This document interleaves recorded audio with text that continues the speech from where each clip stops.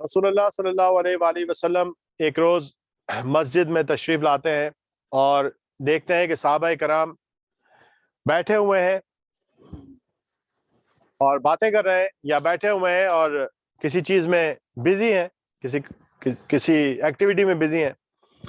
رسول اللہ صلی اللہ علیہ وآلہ وسلم ان سے پوچھتے ہیں کہ آپ یہاں کیوں جمع ہوئے ہیں؟ تو وہ صحابہ کرام فرماتے ہیں کہ یا رسول اللہ، ہم یہاں پر اللہ کی یاد کے لیے جمع ہوئے ہیں، ہم اللہ کی ذکر کے لیے جمع ہوئے ہیں، اللہ کی یاد کے لیے جمع ہوئے ہیں۔ رسول اللہ صلی اللہ علیہ وآلہ وسلم ان سے 2 مرتبہ پوچھتے ہیں اور پھر اس کے بعد جب دونوں مرتبہ یہی جواب ملتا ہے، پھر آپ فرماتے ہیں کہ میں نے یہ اس لیے تم سے دوبارہ پوچھا کہ اس وقت میرے پاس جبرائیل امین تشریف لائے تھے اور انہوں نے مجھے یہ فرمایا کہ یہ جو لوگ یہاں بیٹھ کر اللہ کو یاد کر رہے ہیں، اللہ کی باتیں کر رہے ہیں، ان لوگوں کی وجہ سے اللہ آسمانوں پر فخر محسوس کر رہے ہیں۔ اللہ ان بندوں پر جو اللہ کی یاد، اللہ کا ذکر، اللہ کی تسبیح، اللہ کی ریمیمبرنس اس زمین پر کرتے ہیں، اللہ تعالیٰ آسمانوں پر ان پر فخر محسوس کرتے ہیں۔ میں جب بھی اس حدیث کو پڑھتا ہوں، اس حدیث میں اتنی زبردست اللہ تعالیٰ نے ہمیں ایک خوشخبری سنائی ہے۔ آج اس دور میں ہم کس چکر میں لگے ہوئے؟ اس دور میں ہم اس چیز میں لگے ہوئے 2 چیزیں۔ پہلی چیز تو یہ کہ پیٹ بھلے خالی ہو پر عزت نہ جائے، ہماری عزت سے زندگی گزر جائے، سفید پوشی میں زندگی گزر جائے، آنریبل زندگی گزر جائے۔ ایک شریف آدمی تو اسی میں زندگی گزارتا ہے۔ دوسری ایک کوشش ساتھ ساتھ یہ ہوتی ہے کہ اللہ ہم سے خوش ہو، اللہ ہم سے راضی ہو جائے۔ ایک نیک مسلمان کی خواہش یہی ہوتی ہے۔ ایک شریف آدمی ہے اور ایک نیک مسلمان ہے، دونوں مل جائیں تو مسلمان ہے، اس کی خواہش یہی ہوتی ہے۔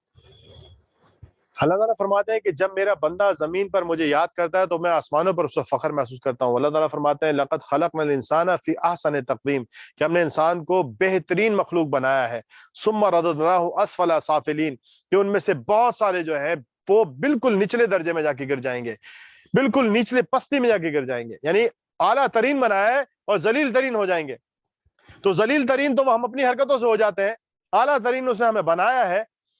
لیکن جب اللہ کا بندہ اللہ کی زمین پر اللہ کو یاد کرتا ہے تو اللہ تعالیٰ اس کے پیدا کرنے پر، اس کے بنانے پر، اس کے تخلیق کرنے پر، اس کے بندے کے زمین پر ہونے پر اللہ تعالیٰ فرشتوں میں فخر محسوس کرتے ہیں کہ دیکھو میرا بندہ، میں نے اس کو اتنی تکلیفوں میں زندگی میں دے رکھی ہے، اس کو یہاں پر سونے کی بھی ضرورت ہے، اس کو جاگنے کی بھی ضرورت ہے، اس کو کھانے کی بھی ضرورت ہے، اس کو کمانے کی بھی ضرورت ہے، اس کے کپڑے بھی چاہیے، سردی سے بھی بچنا ہے، گرمی سے بھی بچنا ہے، بیمار بھی ہو جاتا ہے، کمزور بھی ہو جاتا ہے، بوڑھا بھی ہو جاتا ہے، اس کو غم بھی ہوتا ہے، تکلیف بھی ہوتی ہے، اس کا دل بھی ٹوٹتا ہے کئی دفعہ، پر ہر بار وہ مجھے یاد کر رہا ہے، ہر بار وہ میری یاد کرتا ہے، مجھے بھولتا نہیں ہے۔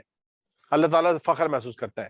ہمارے لیے اس سے بڑی عظمت کی اور عزت کی بات کیا ہوگی کہ اللہ تعالیٰ فرشتوں میں ہم پر فخر محسوس کریں، اور یہ اللہ کی دی ہوئی توفیق ہی ہے کہ ہم جمع ہو جاتے ہیں۔ یہ اللہ کی دی ہوئی توفیق ہے کہ اس نے ہمیں جو وسائل دیے ہیں وہ ہم اللہ کی یاد کے لیے خرچ کرتے ہیں۔ یہ سب کچھ اللہ کا ہے، یہاں تک کہ ہماری جان بھی اللہ کی ہے، ہم بھی اللہ کے پاس سے ہیں، اللہ کے پاس واپس چلے جانا ہے۔ انا للہ و انا الیہ راجعون۔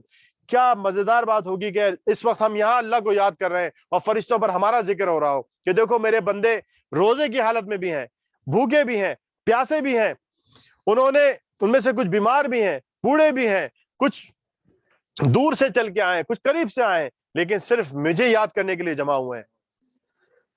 اور عزت کیا چاہیے؟ اور جب اللہ فخر محسوس کریں گے تو کیا اللہ خوش نہیں ہوں گے ہم سے؟